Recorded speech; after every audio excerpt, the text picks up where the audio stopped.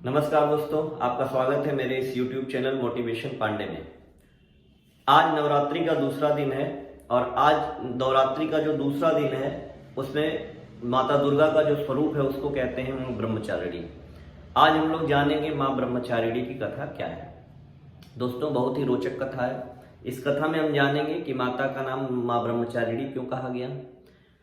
हम लोग शिव जी के मंदिर में जाते हैं तो देखते हैं बाहर नंदी जी बैठे रहते हैं, तो हम नंदी जी के कान में कुछ कहते हैं और प्रार्थना करते हैं भगवान शिव तक पहुंचाने के लिए।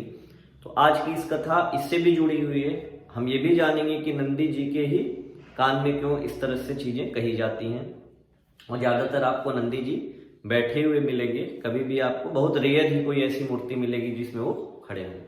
दोस्तों, कहानी बहुत रोचक है, शुरू से अंत तक पूरा ध्यान से सुनिएगा, तभी आप इस पूरे कनेक्शन को जोड़ पाएंगे। वीडियो शुरू करने से पहले मेरी एक छोटी सी रिक्वेस्ट है, हम लोग को मोटिवेट करने के लिए, ताकि हम और अच्छी वीडियोस बनाएं और अच्छी इंफॉर्मेशन लाएं, आप तक पहुंचाएं। इस चैनल को जरूर सब्सक्राइब करिए, वीडियो को शेयर करिए और लाइक करिए। दोस्तों, कल हमने जाना था कि माता दुर्गा का जो पहला स्वरूप था जिसको हम शैलपुत्री कहते थे, उसमें मैंने आपको बताया था कि माता सती जी ने अपने आप को यज्ञ में विध्वंस कर लिया।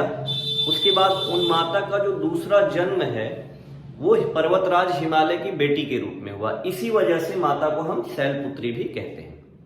ये कथा मां ब्रह्मचारिणी की कहानी उसी के आगे शुरू होती है।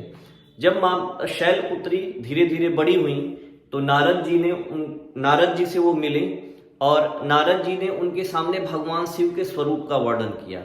और भगवान शिव के स्वरूप का वर्णन सुनते ही माता शैलपुत्री ने यह ठान लिया कि अब मैं अपने पति के रूप में भगवान शिव को ही प्राप्त करूंगी। नारद जी की प्रेरणा से वो तपस्या करने चली गई। जब माता शैलपुत्री तपस्या करने गई, यानी जिनका नाम पार्वती था, वो तपस्या करने गई, तो माता ने बहुत घोर तपस्या की, बहुत कठिन तपस्या की।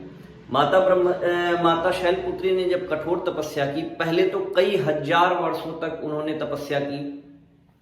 कई हजार वर्षों तक वो जमीन पे सोई, कई हजार वर्षों तक उन्होंने कंदमूल यानी कि पेड़ पौधे जड़ी बूटी खा करके तपस्या की।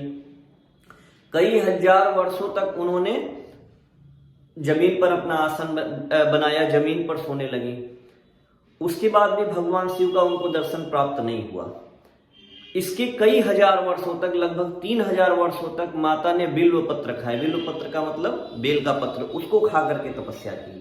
माता का शरीर एकदम सूख गया था और बाद में उन्होंने ये जो पत्ते थे उनको भी खाना छोड़ दिया। इसी वजह से माता को अपर्णा भी कहा जाता है।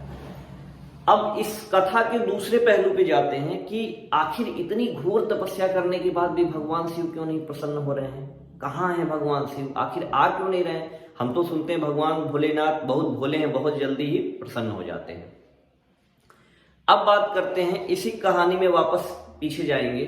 आपको याद होगा कल मैंने बताया था कि जब माता सती ने अपने आप को भस्म कर लिया तो उनके शरीर को लेकर के भगवान शिव एक शोक में चले गए। भगवान नारायण ने उनके शरीर, माता सती के शरीर को 52 खंड में कर दिया और वो 52 खंड जहां पे भी गिरे वहां पे 52 शक्तिपीठों का निर्माण हुआ। इसके बाद भगवान शिव वैरागी तो थे ही, दुखी हो गए, उनका संसार से मोह माया समाप्त हो गया और वो माता सती के मोह में चले गए। वो इस चीज को स्वीकार ही नहीं कर पा रहे थे कि अब माता सती उनके पास नहीं है। और जब वो शरीर का खंड हुआ तब वो उस मोह से बाहर आए और फिर वो दुखी हो गए और वो एक यज्ञ तप करने, भगवान शिव तो नॉर्मली वैसे भी हमेशा योग के ही मुद्रा में रहते हैं, तो एक बहुत बड़ा योग करने, तप करने के लिए वो एक गुफा की तरफ जाने लगे। नंदी महाराज भी उनके पीछे पीछे जाने लगे। आप जानती है नंदी महाराज भगवान शिव को छोड़ के कभी भी नहीं जाते हैं, वो हमेशा उनके साथ रहते हैं। भगवान शिव ने नंदी महाराज से कहा कि बस आप अब यहाँ से वापस चले जाइए, अब मेरे तपस्या करने का समय आ गया और मुझे भी नहीं पता है कि मेरी ये तपस्या कब खत्म होगी। कई हजार, कई लाखों वर्ष हो सकते हैं और मेरी तपस्या कोई जरूरी नहीं है कि खत्म हो, मैं कब यहां से बाहर आऊंगा। नंदी महाराज ने कहा, बोल नहीं महाराज, मैं कहीं नहीं जाऊंगा, मैं हमेशा आपके साथ ही रहा हूं और मैं आपके साथ ही रहूंगा। और नंदी महाराज ने कहा कि हे प्रभु, अगर आप इतनी बड़ी तपस्या में इतने समय के लिए चले जाएंगे तो इस सृष्टि के लिए भी आपकी जिम्मेदारी है। बहुत सारे आपके भक्त जो है पूजा पाठ करते हैं, तपस्या करते हैं, प्रार्थना करते हैं, उसका लाभ उनको कैसे मिलेगा, उसका फल उनको कैसे मिलेगा। तो पूरे सृष्टि में हाहाकार मच जाएगा प्रभु, और मैं आपको छोड़ के नहीं जाऊंगा। तो भगवान शिव ने कहा कि ठीक है, आप एक काम करिए, आप मेरी इस गुफा के बाहर ही मेरी प्रतीक्षा करिए। मैं जब गुफा से बाहर आऊंगा तो हमारी आपकी भेंट होगी, और कोई भी भक्त जो मुझसे कुछ चाहता है, मुझसे कुछ मांगना चाहता है, वो आ करके आपके कान में अगर कुछ कहेगा तो वो सारी बातें और सारी मनोकामना सीधे मेरे तक आएंगी और मैं उसको पूर्ण करता रहूंगा। उसके बाद भगवान शिव गुफा में चले गए, गुफा बंद हो गई, और चूंकि बहुत लंबे समय तक प्रतीक्षा करनी थी, इसलिए नंदी महाराज उसी गुफा के बाहर बैठ गए तपस्या प्रतीक्षा करने के लिए। अब चलते हैं वापस। भगवान शिव इतनी लंबी योग में चले गए, योग ध्यान में चले गए कि अब उनको कुछ भी संसार की कोई सुध बुध नहीं रही। उधर बात करते हैं कि माता तपस्या करते जा रही थी, कठोर तपस्या कर रही थी, और इसी कठोर तपस्या की वजह से माता का नाम मां ब्रह्मचारिणी पड़ गया। एक ब्रह्मचर्य में रह के इतनी कठिन तपस्या माता ने किया, जिसकी वजह से उनका नाम मां ब्रह्मचारिणी पड़ा। उनके स्वरूप को अगर आप देखेंगे तो उनके दाएं हाथ में रुद्राक्ष की माला और बाएं हाथ में कमंडल सुशोभित है। उनका नाम लेने से, उनका जप करने से हमारी सारी मनोकामनाएं पूर्ण होती हैं। तपस्या के आखिरी क्षण में माता ने बिल्वपत्र भी खाना छोड़ दिया, निराहार हो गई, निराजल हो गई, और पत्ते खाने भी छोड़ने की वजह से उनका नाम अपर्णा पड़ गया।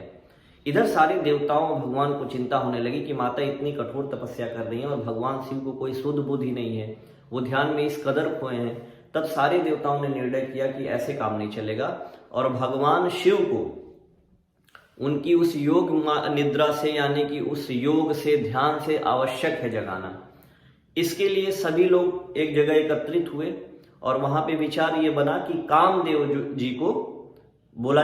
हर तरह से लोगों ने उनके योग को यानी ध्यान को भंग करने का प्रयास किया, पर वो सफल नहीं हुए।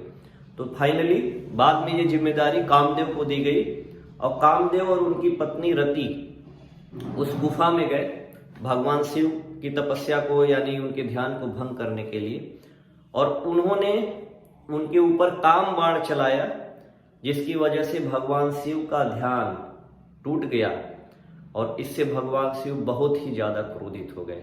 और इस क्रोध में भगवान शिव ने अपना तीसरा नेत्र, त्रिनेत्र खोल दिया, और जिसके सामने पड़ करके कामदेव तत्काल भस्म हो गए।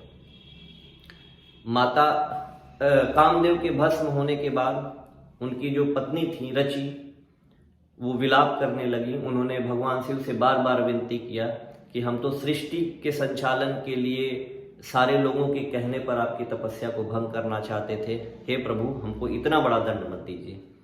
भगवान शिव को भी सुध आया, उन्होंने कहा कि अब तो ये मेरे हाथों भस्म हो चुके हैं, तो अब इसको तो मैं वापस नहीं ले सकता हूँ, लेकिन बहुत जल्द इनका जन्म भगवान श्री कृष्ण जब द्वापर युग में आएंगे तो उनके पुत्र प्रद्युम्न के रूप में इनका जन्म होगा। और ये कह के भगवान शिव पुनः जो है ध्यान में चले गए। अब लोगों को लगा कि अब भगवान शिव को जगाने का बस एक ही उपाय है, वो काम माता ब्रह्मचारिणी ही कर सकती हैं। तो सभी लोग माता ब्रह्मचारिणी के पास गए। उन्होंने कहा, हे माता, आपने तपस्या की पराकाष्ठा पार कर ली है, अब आपको तपस्या करने की जरूरत नहीं है। इस संसार में इससे कठिन और इससे भयानक तपस्या आज तक किसी ने नहीं किया है, और आज से आप मां ब्रह्मचारिणी के रूप में सुशोभित होंगी। लोगों ने कहा कि भगवान शिव आपको जरूर मिलेंगे, और अब इसको करने के लिए यानी भगवान शिव को पाने के लिए आपको भगवान शिव के पास स्वयं जाना पड़ेगा। तो माता सारे देवताओं और लोगों के परामर्श पर, उनके अनुग्रह पर माता उस स्थान पर गई जहां पे भगवान शिव तपस्या कर रहे थे। उन्होंने नंदी जी से कहा, तो नंदी जी ने कहा कि भगवान शिव ने कहा है कि उनसे किसी को मिलने ना दिया जाए। तो नंदी जी ने ही माता को कहा कि आप मेरे कान में अपनी मनोकामना कहिए, वो मनोकामना तुरंत भगवान शिव तक जाएगी और वो उसको पूरी करेंगे। तो उसी में सर्वप्रथम माता ने नंदी जी के कान में भगवान शिव से प्रार्थना की कि मैंने आपके लिए तपस्या की है, आप मुझे दर्शन दीजिए और मैं आपको पति के स्वरूप में प्राप्त करना चाहता हूँ। और वह बात, वह मनोकामना भगवान नंदी के कान से होते हुए सीधे भगवान शिव तक गई और भगवान शिव प्रकट हुए, उन्होंने माता को दर्शन दिया और उसके बाद कुछ समय के बाद भगवान शिव और माता पार्वती का विवाह धूमधाम से हुआ। और तभी से यह प्रथा चलती आ गई कि जो भी आप कहीं भी भगवान शिव के मंदिर में जाइए, शिवालय में, वहां नंदी जी बैठे रहते हैं। नंदी जी के कान में सच्चे मन से आप जो भी मनोकामना बोलेंगे वो सीधे भगवान शिव तक जाती है और जरूर पूरी होती है। तो दोस्तों, माँ ब्रह्मचारिणी की कथा आपको कैसी लगी, इससे जुड़ी हुई कथाएं आपको कैसी लगी? अगर आपको अच्छी लगी तो तभी चैनल को सब्सक्राइब करिए, वीडियो को शेयर करिए, हमें मोटिवेट करिए। फिर से मिलते हैं कल नेक्स्ट वीडियो में माता के तीसरे स्वरूप की कथा में। तब तक के लिए धन्यवाद। जय माता दी।